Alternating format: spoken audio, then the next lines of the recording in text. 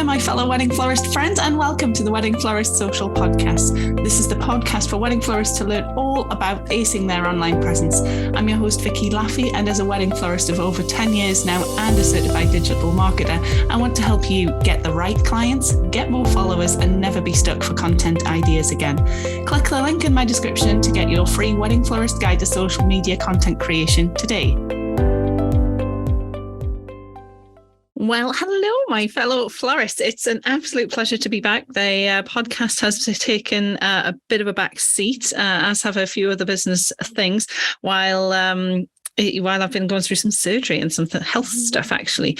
So really happy to be back chatting to you guys. Really happy to be kind of, back on it and doing all things business and speaking to you guys again. Now, today, I would love to chat about, 3 pointers, really. I want to talk to you about why you need an inquiry form on your website. And I want to talk about 3 reasons why you need that. This all kind of came about, really, because I received an inquiry form through. So I use a system called 17 Hats. And if you want to check that out, the link is in the podcast description. Every time basically someone fills in the inquiry form on my website, I get a little email just giving me a notification that someone's filled it in and also showing me the answers to their questions that they've filled in and so on. So this is particularly handy because I can immediately see, scope it out basically. Now, I got an email this morning saying someone had filled that in. This is for a 2024 wedding. So at the time of recording this, it is October 2022. And let's just say things are a bit volatile in the world at the moment in terms of finances. And especially us florists, we don't know how much our flowers are going to cost next week, never mind in 2 years' time. So understandably, a lot of people are kind of cautious, but also people are booking weddings further and further ahead. By the way, I had a 2025 inquiry the other day too. They're booking further and further ahead so that they can plan and save and things like that. Plus, with all of the COVID fallout as well, I think venues are pretty fully booked up. So there's a lot going on in the world. And, I receive these forms sometimes, and I have noticed a change in what's happening now.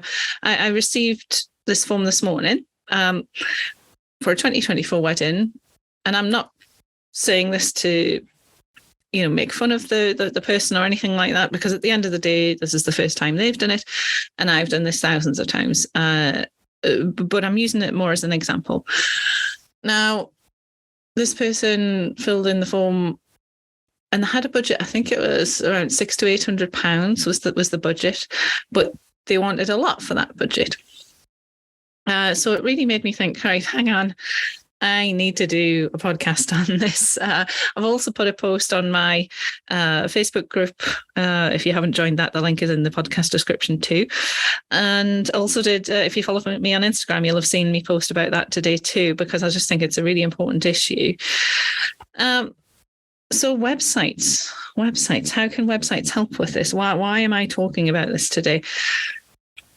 First of all, if you haven't got a website at all, you absolutely 100% need one.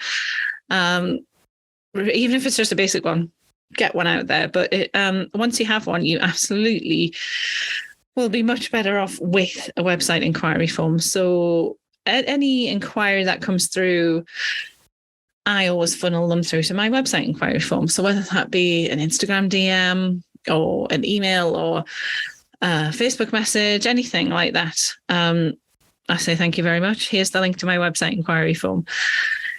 A lot of people find me online anyway. They find my website online because, they find me on Google, etc., and they just automatically fill that in. But for those that don't, I absolutely send them the link to the inquiry form too. And it's very, very helpful. So Let's start with these 3 pointers. I'll try not to ramble on too much. I have a habit of doing that. So let's start with these 3 pointers. First of all, the first way that having an inquiry form helps you with your wedding florist business is that it pre-qualifies clients. Now, what do I mean by that? Now, basically, pre-qualifying clients means that you're kind of sussing them out beforehand, before you even have a consultation with them.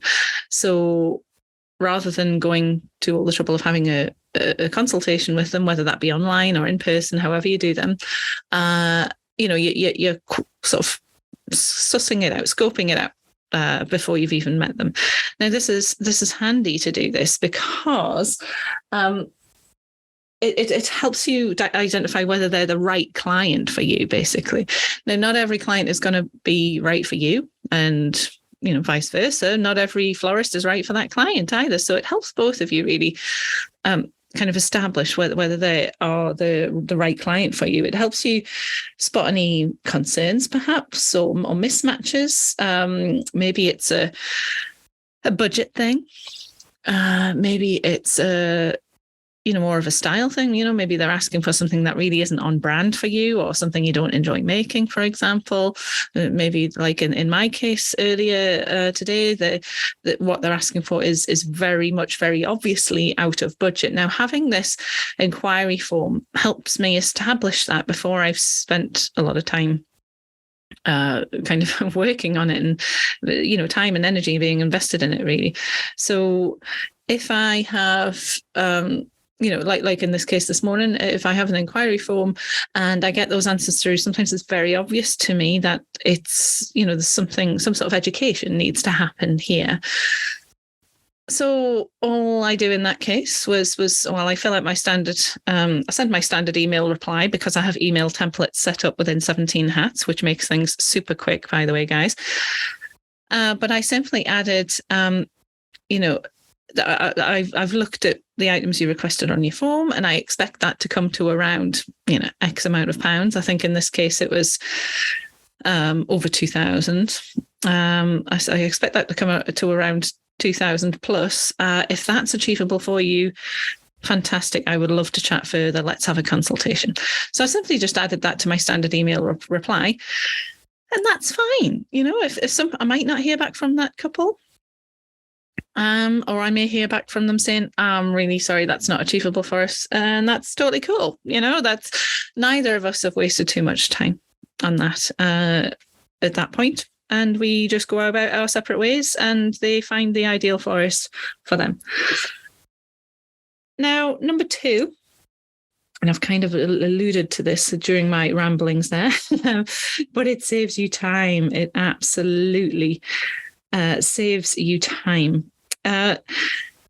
It's much better to establish this right now, to establish this at this stage, before you go and spend time arranging the consultation with them, before you actually have the consultation with them. Those can be like and anything from half an hour to 2 hours, depending on how you run your business. Before you spend time creating the quote, maybe there's materials you have to source for them, or you price things particularly specifically, with certain flowers and things like that. So it saves you time doing all of that, because what you need to be doing as a business owner, where let's face it, our spare time, spare time, what's that? Where our time generally is very precious, right? It's very precious indeed. It's few and far between, really. We're always busy doing something. So we need to spend our time wisely, and not with people who are never going to convert into any bookings, really. So all that happens is, if you didn't follow the steps in the pre-qualification stage, in stage 1, if you didn't pre-qualify them and make sure they were right for you, then you're going to get more and more of these people coming through to the consultation stage that are just not right for you, and who will spend all of this, you'll spend all this time creating quotes and, coming up with ideas and things like that. And they're always going to turn around and say, no, thank you. Or thanks, but no, thanks. And that's not an efficient way to spend our time. You'd be much better off spending time with people who are not definitely, but more likely to convert into clients, because obviously there's more to it than just pre-qualifying, but that these people who come through that stage into actual consultations are more likely to convert into a booking and convert into money in your bank, essentially, if they are right for you. So step 3 is that it ensures all the clients have the same experience as well, all of your potential clients. Now, if you've got some people inquiring on Instagram and some people just emailing you and some people, Facebook messaging or just commenting on a Facebook post saying how much please or whatever, then they're all going to have very different experiences. Remember, you don't own any of those platforms. So they're all going to look very different. They're all going to have different, experiences with you in terms of the kind of content that they see and the style of the platform and the kind of information that's on there, et cetera, et cetera. So having a website inquiry form ensures everyone, well, all potential clients have the same sort of experience with you. They're going to go to your website and that's part of the pre-qualifying really, is that they see your website, they see the style, they see the images that you have, they see the kind of wording that you've put on there. And that helps them decide whether you're right for them. So once they do actually get to the stage where they think, I want to go further with this person and fill in the inquiry form, they're kind of half sold, I suppose. So, ensuring all the clients have the same experience is quite vital to your brand, I think, as well. As well as helping you fulfill all the other steps like saving yourself time, etc. And I have to say, just a cheeky little 4th one put in here as well, is that it ensures everything's in the same place as well, because, if you're, if you take things via WhatsApp or Instagram DM or whatever, you're always going to be, you're going to get to a consultation stage and you're going to be sort of thinking, oh, right, okay, let's get prepared for this meeting. Where did she send her inspiration images for bridal bouquets? Or where did they send me those inspiration images for their table centers? And then you're going to think, okay, well, damn, where did they inquire again? Was it WhatsApp? Was it Facebook message? I can't remember. And that's just adds more stress. Whereas if you have an inquiry form on your website through a system called 17 Hats or, Honeybook or Lobbyloo or, there's quite a number of them out there. Then everything's all going to be in the same place. So you don't have to, ruffle around your Instagram DMs to try and find that person's name, to try and find the pictures. And maybe they sent something on email, but pictures on Instagram DM as well. That's no good. Everything is in the same place. So everything is together. And then that makes your life a whole bunch easier too. So I hope that helps. It's just a short one today. I just wanted to kind of go through those main pointers. I just think it's absolutely vital to have a website inquiry form. But also remember that it doesn't need to constantly stay the same. Throughout my years in business, I've been doing this 11 and a half, almost 12 years now. And I didn't always have an inquiry form. I've probably had an inquiry form for about half of that time, I would say, but it changed things massively having that. I used to waste a lot of time. People would come into my shop when I had my retail shop and would spend a lot of time together, and then they'd sort of either not reply to me at all or they would just not book, or and I thought I could have been doing something else during that time, and I could have been spending my time on something that would have made me money or would have furthered my business somehow. So I just, having that form, that inquiry form is vital, really. If you haven't got one, please do. Go ahead and create one. Make that your task for today. And like I say, it can change over time. The way you run your business is undoubtedly going to change over time, as we're seeing that a lot now in these uncertain times in the world. I'm certainly seeing a societal change. I'll probably do a different podcast on that as well.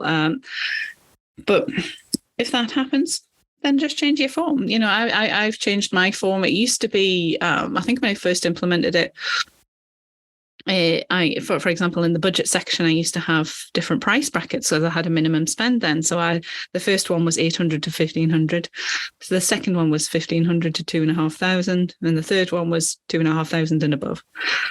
That kind of worked at the time for a while, but then people started just ticking the first box because they have no idea how much flowers cost.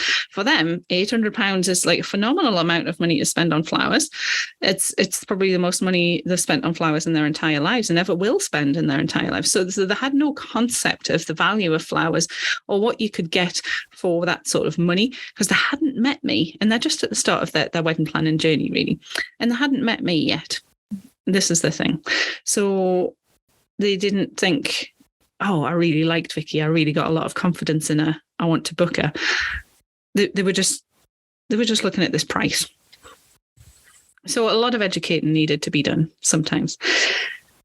So I changed that eventually. I actually got rid of my minimum spend, and I changed the way I worded the form and things like that. And I no doubt will change it again as well. I think I've changed it to about 3 or 4 times actually, to just kind of keep it current and keep it working, So yeah, I just keep going with it. I would implement it, change it if needs be over time. It's not set in stone for this, so don't worry about it being perfect.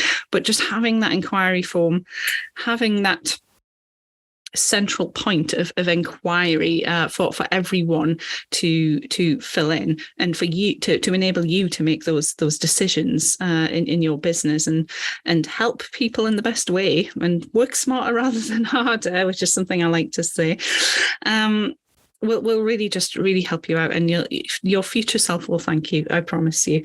And like I say, guys, if you want to check out the system that I use, it's 17 Hats. The link is in the podcast description there. I would highly recommend it. Other systems are available out there, but that's the system that I know and love and use all the time. I never regretted for 1 minute using it. So if you want a little free trial of it, there is a link for that in the podcast description. So thank you so much for listening, and I'm really glad to be back, you guys. Well, thanks so much for listening all the way to the end of Wedding Florist Social. Remember to hit subscribe so that you don't miss out on any future episodes. And if you want access to some free community and support, then head across to Facebook and look me up on the Worldwide Wedding Florist Community Group. I look forward to seeing you there.